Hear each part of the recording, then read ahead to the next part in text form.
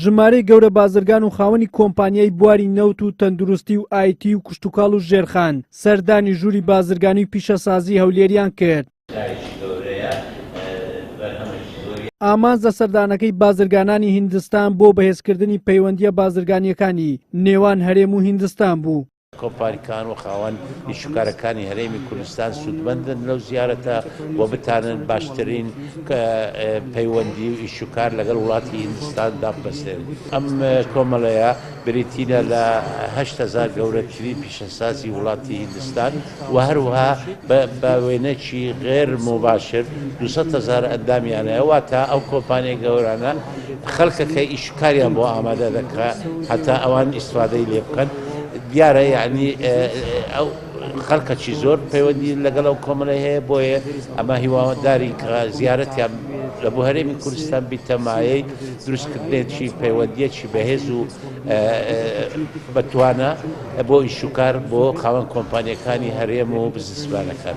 لە پاش ڕیفراندۆمە شکست خواردوەکەی هەرێم بەشی زۆری کۆمپانیا بیانیەکان کوردستانیان بەجێهێشت، بەڵام دوای هەڵوەشاندنەوەی ڕیفراندۆم ئێستا دەیانێت دووبارە بە مەبەستی کارکردن بگەڕێنەوە هەرێم. باڵیۆزی هیندستانیش لە عێراق دەڵێت دەمانێت دووبارە لە بواری بازرگانی پەیوەندیەکانمان لەگەڵ هەرێم دروست بکەینەوە و دەست بەکاری بازرگانی بکەینەوە.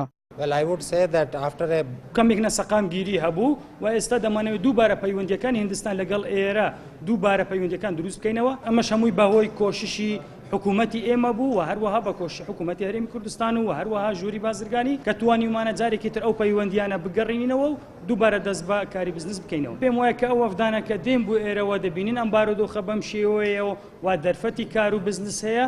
من پێم وایە ئەوانە دێن و هەروەها وەبەرهێنان دەکەن و بەرهێنان بوو ماوەیەکی درێژیش هەوڵ دەدەن ئەنجام بدەن لێرە. ساڵانە قەبارەی ئاڵوگۆڕی بازرگانی لە نێوان هیندستان و عێراق 80 ملیارد دۆلارە کە بەشی زۆری ئەو بازرگانیە لە کەرتی نەوتە، بەڵام هیندستان دەوێت ئەو ڕێژەیە بەرزتر بکاتەوە. بۆی ئێستا دەوێت لە هەرێمی کوردستانیش پەرە بە بازرگانیکردن بدات کە ئێستا تەنها چەند کۆمپانیایکی ئەو وڵاتە لێرە کار دەکەن. هەر ئەمەش وای کردووە لە ماوەی کەمتر لە 1 مانگ دوو شاندی گەورە بازرگانی هیندستان سەردانی کوردستان بکەن. وەلی سەلیم، کەناڵی ئاسمانی پێم، هەولێر.